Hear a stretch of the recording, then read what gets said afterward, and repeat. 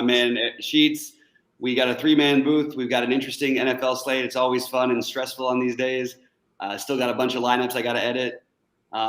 Let's start with you, Sheets, and then we'll go over to Rody. What is sort of your overall take on how you're going to approach this slate? So first of all, I'd like to say that I'm going to tell you what's a little frustrating for me. I guess I won't say frustrating. It's a little humbling, actually, when you think about it, because the NFL is just so analyzed throughout the course of the week. With a lot, let's face it, a lot of experts out there and a lot of really, really sharp people analyzing. And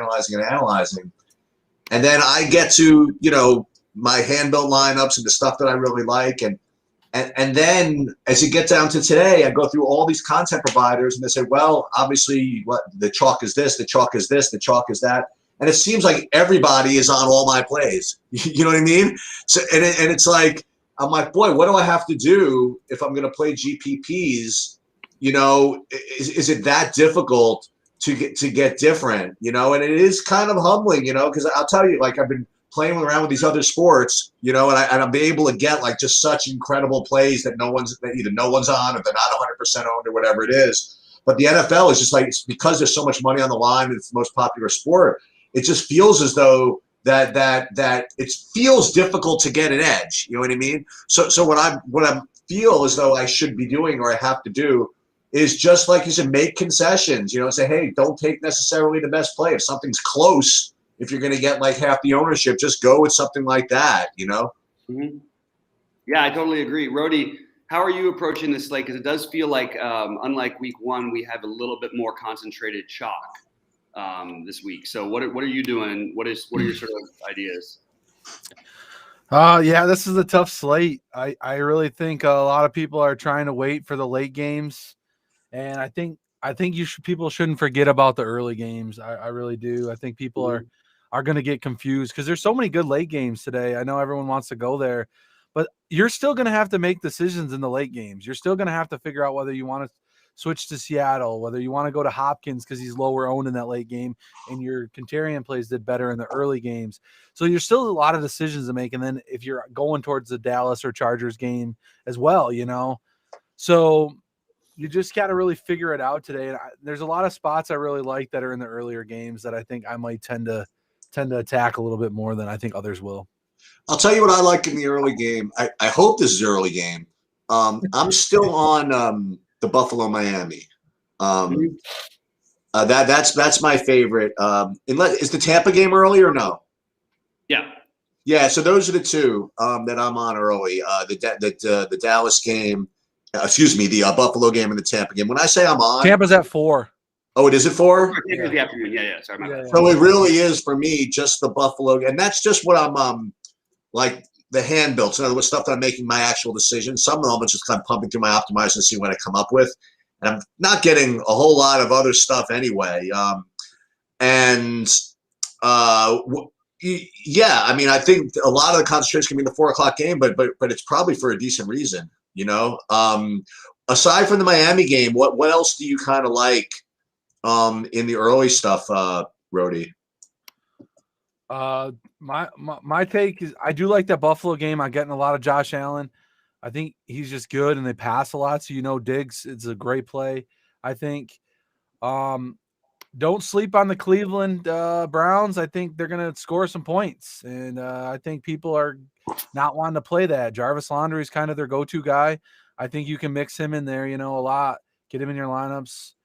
The big one I like is, where is it? Stafford and the Rams. That's it. Yep. Okay. I'm very, very into that idea. Go ahead, Jordan. I'm heavy in the Rams today. I think a lot of sharps and a lot of people are talking not to be. And I've finally started seeing a few people this morning talking about it. And I'm like, okay, thank God I'm not the only idiot that's doing this. Yeah, I got Kupp being really high owned. And I'm getting to Kupp and Woods as kind of one-offs. I didn't quite get to them in a stack, and Henderson, I'm getting some of him too. But so I guess you like pairing them all together. You like that game in general. Yeah, I got Woods and Kupp. I think pairing them together with Stafford, I think that's kind of my go-to. Okay. I think Stafford's cheap. He's 6.4. He has good upside. they're going to be throwing the ball. I know Henderson's in the mix there too, but I just like him in the dome. He's played in a dome forever. So, I mean, I think it's a good spot for him. Yeah, I agree with all that. The worry for that game for me is that Indy, and we saw it a little bit even against Seattle, even in a game that they, that you wanted to get pieces of Seattle, obviously. But like the problem with Indy is like I don't buy their cornerbacks. I like the idea of trying to attack them. I love Stafford. I love the play calling. I think it's going to be a good spot for my Rams. But I'm a little worried about the pace of play. And I will say that one thing I am doing quite a bit more of than I thought. I'm literally like I'm trying to manually get Denver receivers into as many lineups as possible. I think those are the cheap receivers that I'm sort of going for as far as earlier games go. But I do like the Rams. I'm sort of having a trouble getting it as a stack, and I'm using it more as one-offs like Sheets is, even though I wouldn't surprise me at all if Stafford has this monster day here. The only problem is I just feel like a little bit weird about attacking a team that plays so slow. Why I like Denver against Jacksonville here is that you have Jacksonville played faster than like anybody's played in forever last week. I don't think it's going to be all that different today. And I think that you're going to see these Denver receivers without Judy have a chance to really, really have a big game. So those are the guys who I'm using a lot of. And I need to make sure to get more of Kupp and Woods. I especially like Woods on FanDuel better than Kupp. And I like Woods actually on DraftKings a little bit better considering he's lower owned. I think they're very, very similar spots. And I love Kupp, don't get me wrong. I just think that they're both really, really good. And obviously, Darrell Henderson is going to be the chalky guy to play in that game. But all those spots along with Higbee feel like guys who I'm just going to be playing throughout my lineups just like I am with the Denver receivers. And they're sort of pairing those guys with a lot of my afternoon slate love. Well, you can do a lot of late swapping on this slate, right? Like if things don't go well for any of your early guys, you can always pivot over to. I mean, there's a bunch of great opportunities in every afternoon game. So I currently have 40% Noah Fant, by the way, since you mentioned the Denver receivers, and that's not going to be particularly earth shattering, I don't think. No. I think people are going to be playing him a decent amount. But I mean, as long as we talk about the early games, I guess we should talk about the elephant in the room, and that would be Harris, right? For Pittsburgh. Yep. How much do you recommend getting to him in various types of contests? You know what I mean? Because I know Rody, well, both of you both play some of the bigger buy-ins in addition to the Millie. I presume you play the Millie Maker, Rody, also, but I know you guys also play both the big buy-ins. How are you characterizing Harris in your exposures today? And is there a difference between how you're doing them in big buy-ins versus how you're doing them in the Millie Maker? Go ahead, Rody. Yeah, some of the bigger buy-ins I've actually kind of went lighter on them, actually, surprisingly. And I went only about 40% MME. I mean, I got him in like the monster, a little bit on FanDuel, but I'm not getting to him as much on DK in the big buy-in. I actually did a Rams stack with McCaffrey and Kamara. I can get both Kupp and Woods in that to get different in my high buy-in on DK. What about you, Bobby? So repeat the question, man. Sorry about that. I'm just trying to get some. The question is Najee Harris. What are you doing with him? I'm way over the field on it. It's bizarre. I don't like doing this, but I have a strong take of him to be one of the best, productive running backs all year long. This is a good spot. He plays every down, all the stuff. I am trying to, phase him out of a few, but it's really hard. I've got like 50% of them right now. And I would like to, maybe sprinkle that around a little bit more, but I don't necessarily know that there's a huge bust path for him here, like last week, but I do think that there is other guys in the same price. You've got Carson there. I like Zeke a lot this week. This is a totally different situation than playing against Tampa Bay. Although actually the Chargers probably defense is maybe getting a little underrated based on who they actually have back there. They're solid, but I think that game does shoot out, and I like Zeke as another pivot off of him. So I am overweight on him. Where do you stand right now, Sheets? I have 90% of him. Yeah. Okay. Well, that's a lot. We're on similar pages, unfortunately, and I'm just ready for somebody to come in. It's what I said in my lead-in. I I feel, I don't want to say like a sucker because that's not the right way to put it. I just feel as though I'm just being too chalky, but I don't, you know what I mean? I'm in, it's weird. Because again, I'm still not into the football swing. You know what I mean? Like look, I actually won a little bit last week because I was fortunate enough to have not noticed the Mostert thing. Right. Right. And I was away. So I just put my lineups in Thursday and forgot about it. And I ended up winning. And because of that Tyreek Hill blow up in the second half, whatever. But this week, I mean, I'm sitting here with like all these freaking chalky plays, and that's why I'm a little, it just feels as though all these lineups are going to cash and not win anything. You know what I mean? That's just kind of the way it feels for me. And let me ask you about a running back. I want to ask you about two running backs. If you're using him as either of them as a pivot or whatever it is, because one of them makes just so much. Two of them really make just a lot of sense. And I don't look. The running backs you're supposed to play. Okay, yeah, you're supposed to play the guys that get a lot of targets out of the backfield, but also you're supposed to play big favorites that are going to run out the clock, that you have a workhorse back, and I don't know why and people aren't playing more Nick Chubb. Is it like a price thing? Because first of all, their defense is like going to be the chalkiest defense, right? Or one of them. I mean, why wouldn't people just play Chubb if they're a freaking 12 freaking point favorite? OBJ is out. I don't even know if OBJ is out, whatever. But even you're saying, Rody, that you think Cleveland's going to put up points or whatever it is. If Houston can't hang with them, it's going to be freaking Chubb City the whole freaking second half. And I don't know. Are either of you playing him? And that's one I want to ask you about. And the other one, again, who you brought up last week, I don't know if you brought up that much this week, but if you went and played Derrick Henry every week, he was less than 10% owned, you'd probably be really happy about it. Mm-hmm. And so those are two guys I kind of bring up. Chubb is the most logical to me, honestly. What do you think of him? Well, I guess I'll go real quick first with that one. It's just I do love Chubb. I think this is it's weird. Because last week we had all the chalk running backs at the top, the high price guys, and until we had the Mostert news, of course, which killed us all. But I really don't think anyone's doing that this week. And I think especially on DraftKings, you want to get exposure. You want to be over the field on Kamara. You want to try to be over the field on McCaffrey, and you want to try to be over the field on Chubb. Kamara, even if it's a tough match, even look, let's say New Orleans just blows out Carolina here. You still think that, you know what that means to me? That means 11 catches for Christian McCaffrey. You think that they're gonna blow out Carolina? Okay, well that means Kamara on the other side. The problem is you get into pricing, and I want to pay up for some of the receivers, and that's why I'm having trouble. While I love the strategy of it, I'm not able to do it as much as I would like to because of how much I like some of these high-end receivers. Rody, how about you on this one? Yeah, that's why it's pumping a lot of Harris and Chris Carson out because, you're trying to get it. I want a lot of Diggs. It's pumping a lot of Diggs and Ridley and some of these higher end. I want DK Metcalf and a lot of these higher end receivers. So you can't go for the higher end running backs. Well, that's why I said if you're getting something like Woods on DK for 5.7 and you maybe play some of those Cincinnati Bengal receivers that are kind of 5K-ish right there, cheap, or Waddle at 4.5, or go down to Cedric Wilson, which I think he might get a little popularity for the Dallas, but he's at 3.1 on DK, and I kind of threw him in a higher dollar one because I'm playing McCaffrey and Kamara with Woods and Kupp in that lineup. So,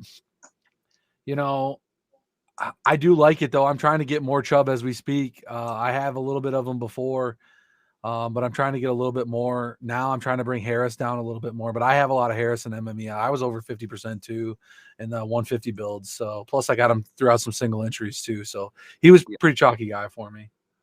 Yeah, I get it. By the way, if you are spending down at receiver today, I want to ask who you guys are liking, because I have sort of a weird, I think Callaway is this is the epitome of a great DFS play to me. You get a guy who busted week 1, and all of a sudden no one's on him at 4,200. Whereas if it was week 1, he could have been 4,200. He still would have been 30% owned. Why is no one going to play Callaway? I'm using the Denver guys and Cincinnati, like you mentioned, as well as my cheaper receivers. But why is no one playing Callaway? And are you guys considering that? And what other cheap receivers do you like? Starting with you, Sheets, and then jump over Rody. Yeah, I did not. I think that like I said, thematically and conceptually, I think what you said makes perfect sense. Like, and this happens a lot. You have either the chalk cash guy. This happened in the NBA all the time, right? You get the chalk cash guy who busts. The next week next game he wins a GPP, right? And the same type of thing with football. Everybody played Callaway, and I don't think anything's really changed too much between last week and this week. He just didn't get it last week. Whatever. It's football. It's wide receivers. It's Jameis Winston. You know what I mean? Like, it is what it is. So I didn't quite get there. Again, like, I look through my cheap wide receivers. I really don't have much. I mean, like I said, I've been kind of like not suckered in. I've been kind of like drawn into these builds that Rhodey's just kind of talking about, like when you play Harris and whoever, you end up with these types of with receivers. And I don't really need the 3K guys or the cheap guys.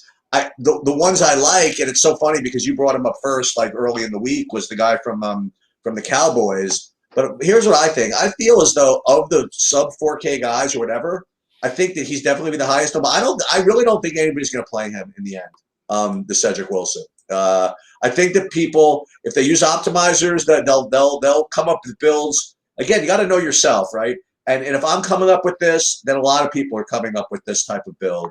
And very, very few of my builds are just leading me there, So if that's the case, I feel as though a lot of people that are intelligent but are just not willing to, just like me, and not willing to maybe just twist a little bit, like I'm stubborn to do sometimes, they might not end up with so much of the Wilson. So if you could, and this is what I'm kind of getting at, Rhodey. So like when we're talking about Chubb and you're talking about what we guys, whatever, you're like, well, I'd like to get him in, but that screws my other lineup.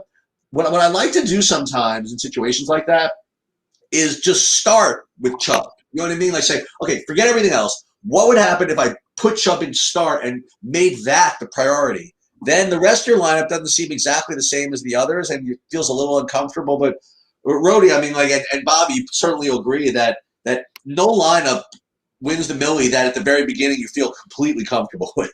You know what I mean?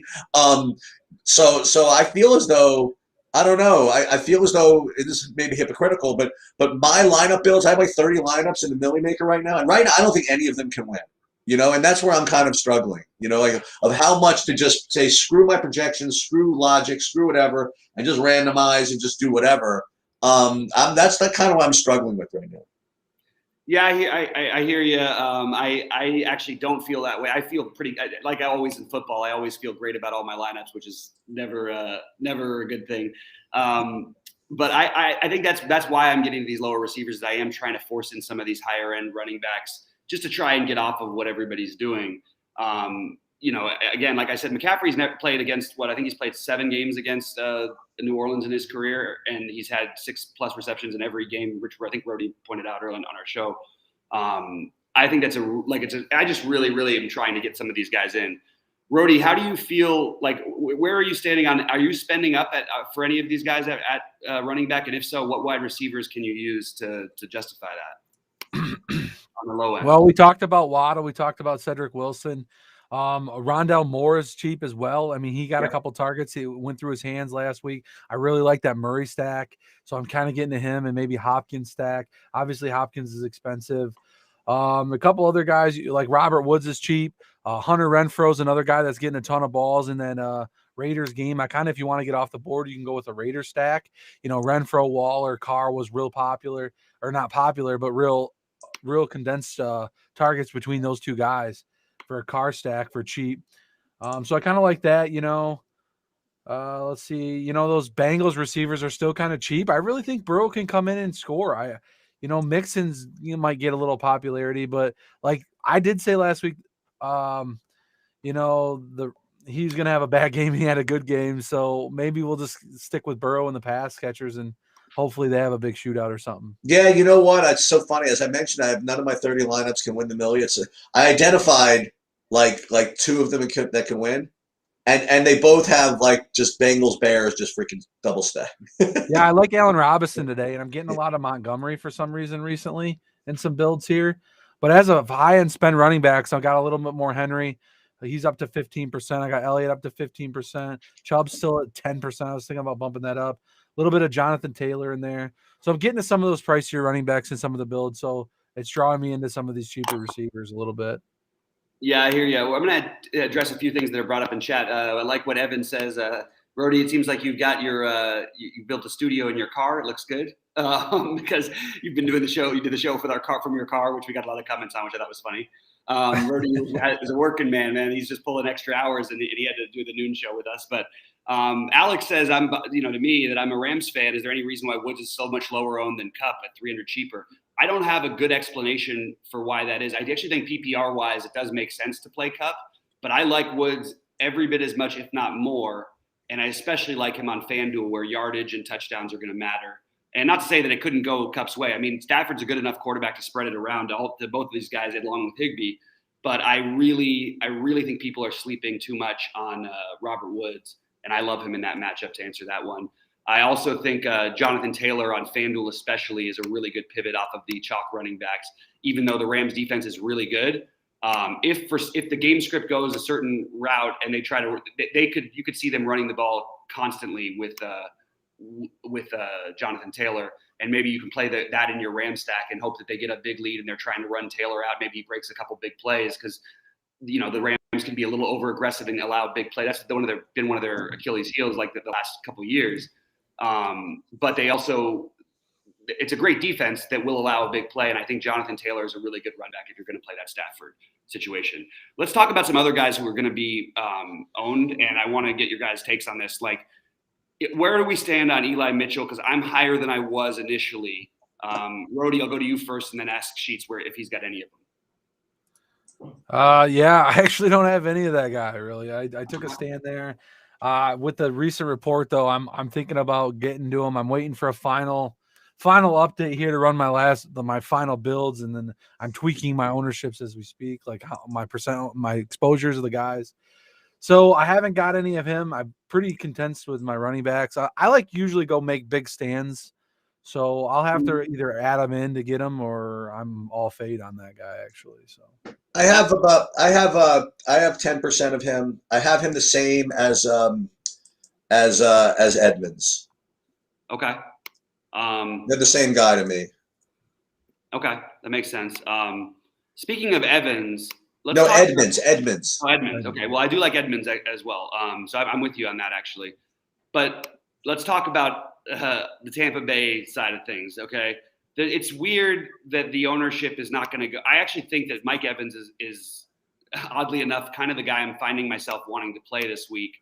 I think the price is too cheap. You could argue that for every Tampa receiver. I think there's a huge opportunity for all these guys in every game they're going to play in. I think against Atlanta especially.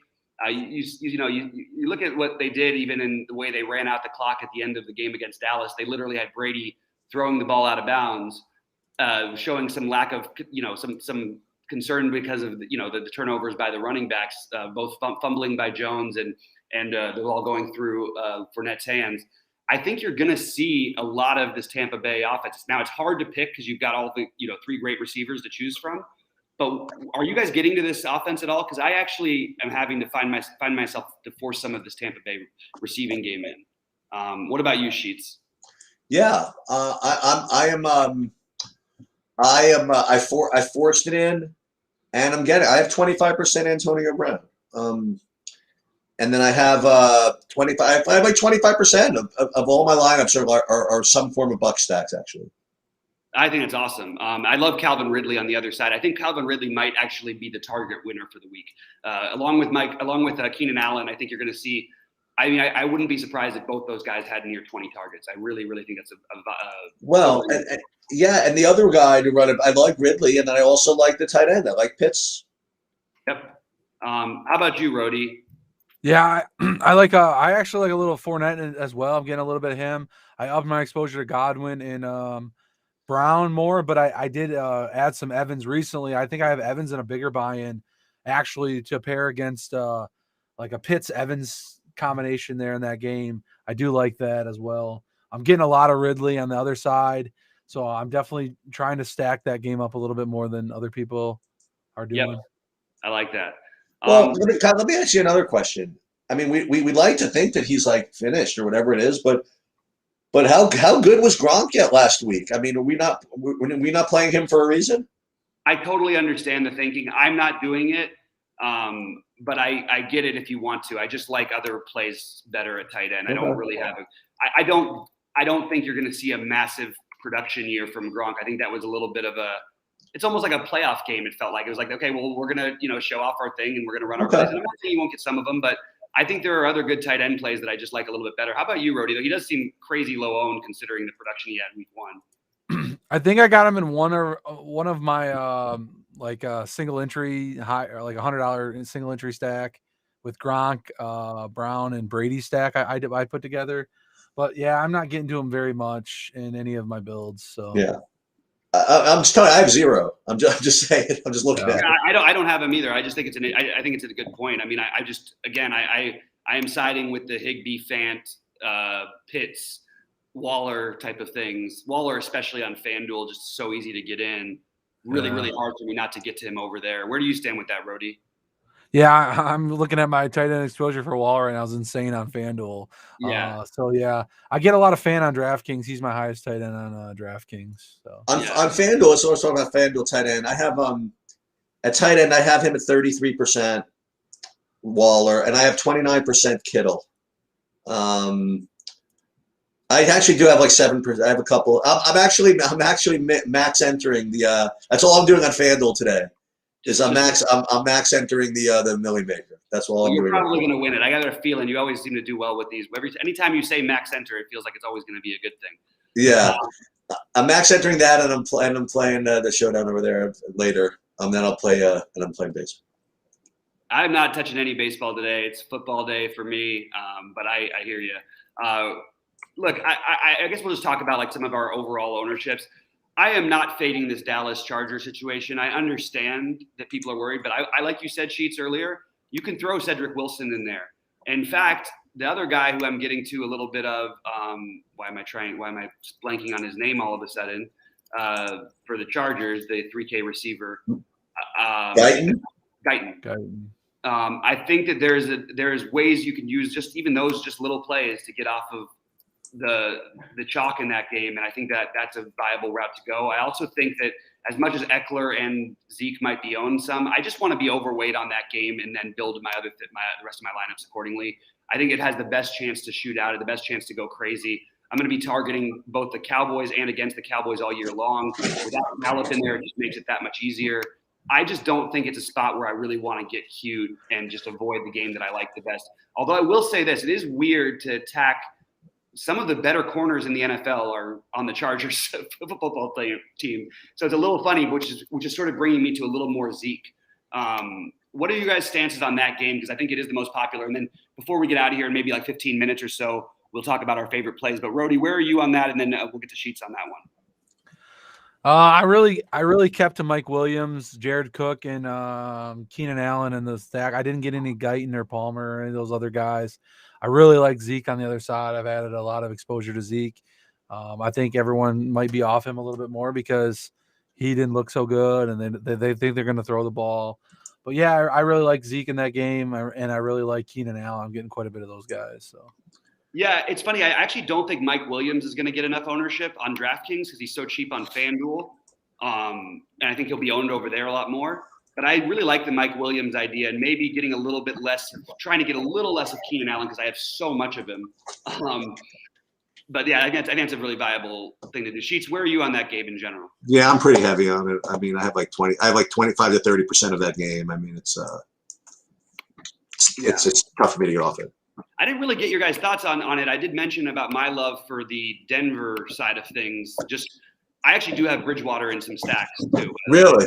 Yeah, and Bridgewater to Patrick and Fant, Bridgewater to Hamler and Patrick, Hamler and Fant. I also like Sutton. I want to take shots with Judy gone against the team that played the fastest tempo in all of football last week in Jacksonville. I think it's a great spot to attack. I also like you could stack that team and play the defense against them.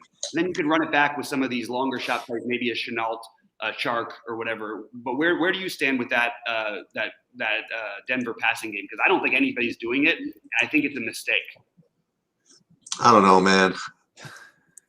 Okay, go ahead. That's the best I can say. I just don't know. By the way, Teddy Bridgewater, 2 times millionaire winner I think it was the first 6 weeks of last season. 2 of the first 6 weeks, he was the millionaire winning quarterback. Really? He was a fast starter. It was a different team, obviously. He was in Carolina, but Brody, any of these I mean, these guys are. We talk about the Cincinnati situation, but these guys have even more of an opportunity because they're missing their number 1 receiver, and they're going to play against a bad defense against a team that plays fast. Any interest? Oh man, I really don't have a lot, and I'm mad I don't have a lot because I know Teddy. I played a little bit of them earlier last week, but this week I got more fan out of anything. But I even had that lineup last week with Trevor Lawrence, even though he did kind of bad. I got 16th in the $150 contest with him as quarterback. So, man, because I had Chubb and some other guys know what he had in that lineup. So, yeah, so I don't know. I kind of want to up my exposure to that a little bit more. You might have talked me into it.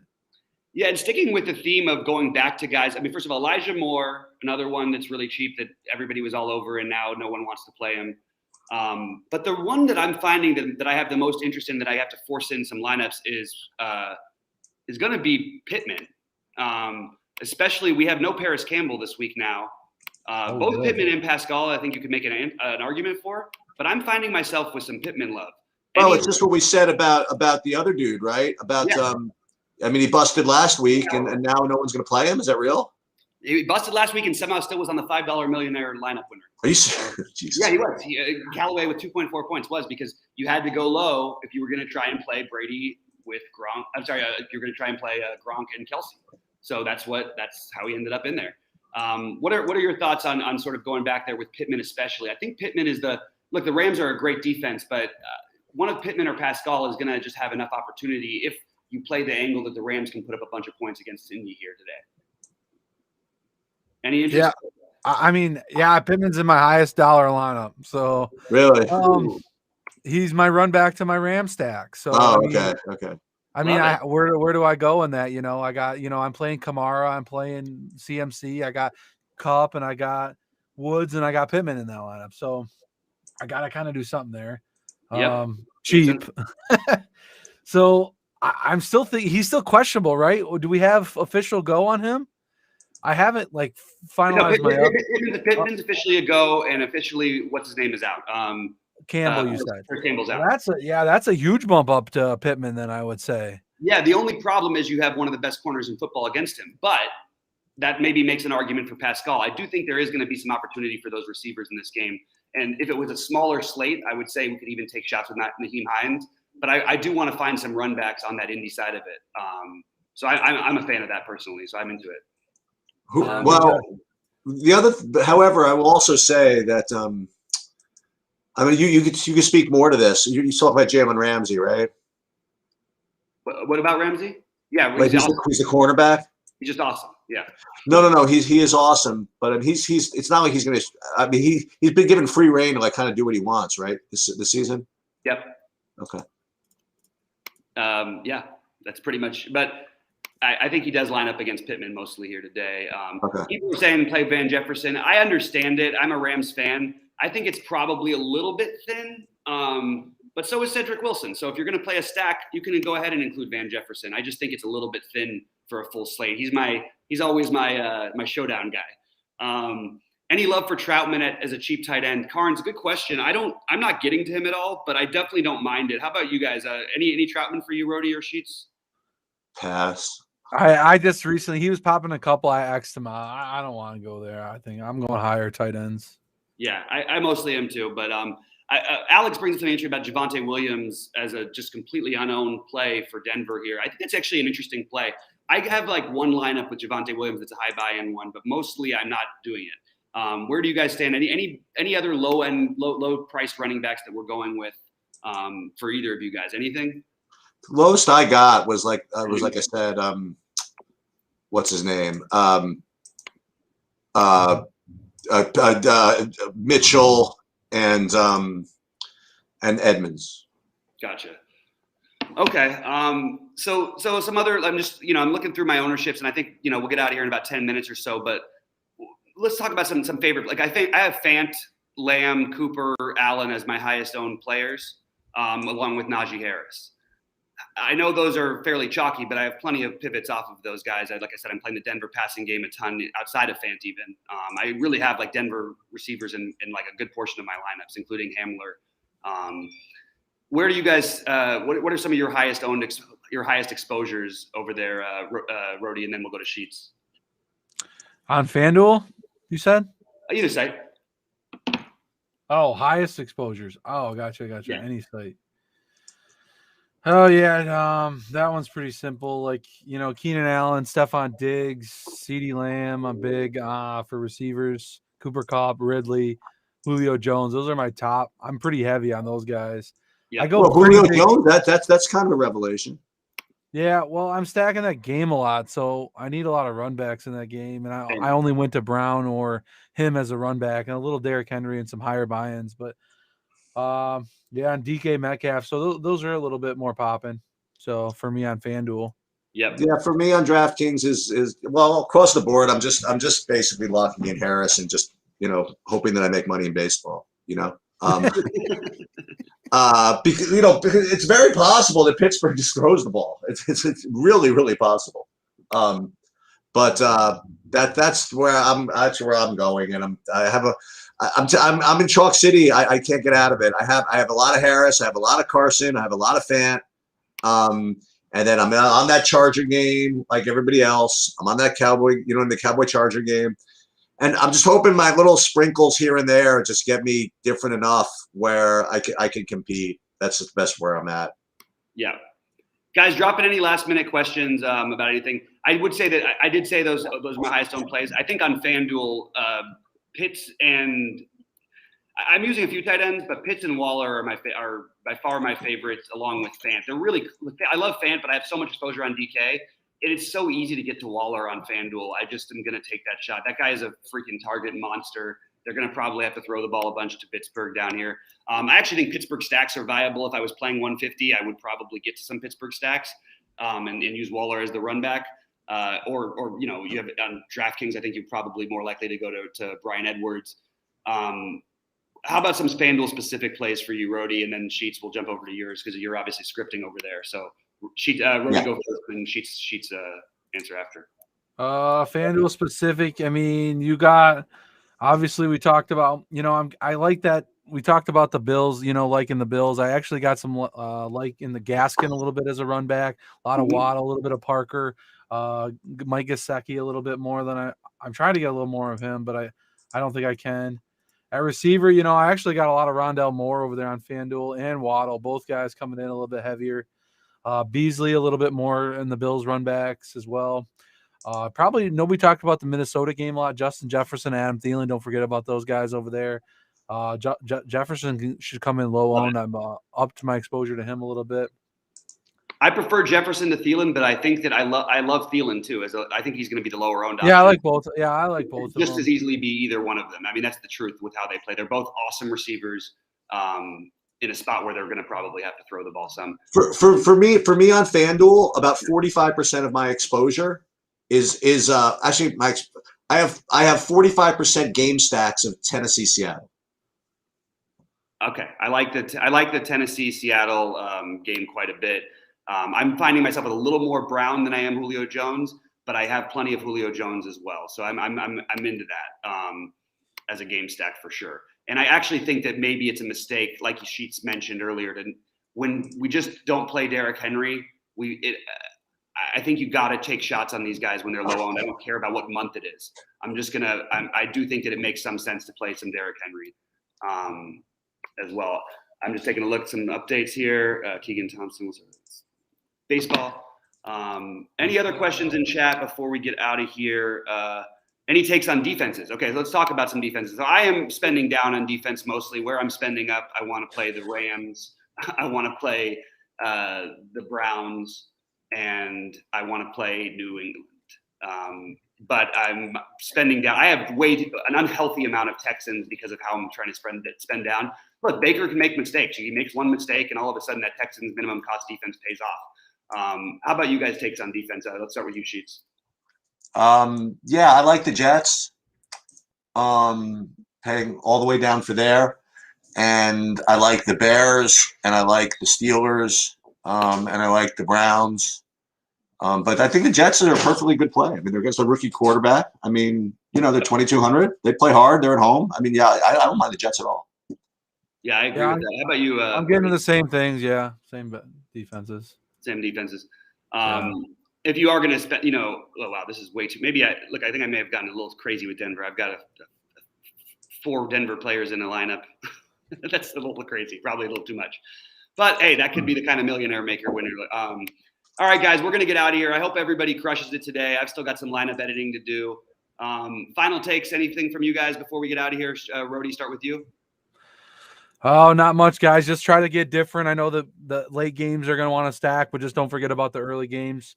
I'm hoping to get some good scores early and then just hopefully hold it. Yeah, here's the hot take. Ready? So this is going to be the hot take. Hold it. This is the hot take. The hot take is this.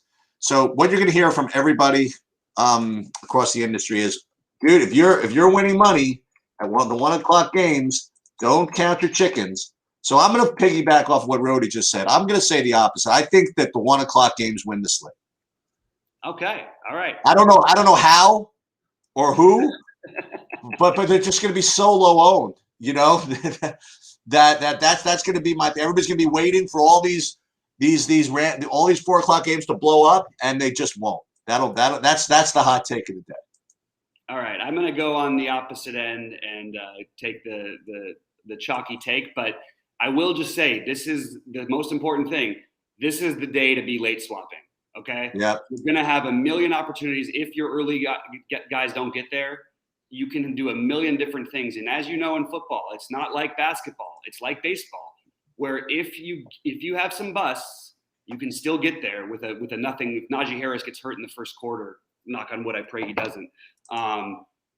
You can go ahead and reverse your stacks. There's plenty of options, and just take the lower owned sides of the afternoon slate, because there are a bunch of ways to go in all 4 of those afternoon games. It's really rare that we get the afternoon slates this juicy, and this is a great spot where it doesn't all need to be Chargers Dallas. There's plenty of other options in that afternoon slate. I do think if you're going to play the morning slate, I think the way you're winning is Josh Allen or Teddy Bridgewater. That's my take. All right. Good luck to everybody out there. Really appreciate it. Rody, great job. Thanks so much. And thanks so much to Sheets and True DFS guys. Let's kill it. And we'll be active in Discord all day. Let's make it happen. Let's make it happen. All projections are up. I also already put the showdown stuff up. And after we come on live to sweat Rody and Bobby, like chopping like the monster, which is totally going to happen. Then maybe we'll talk about the showdown also.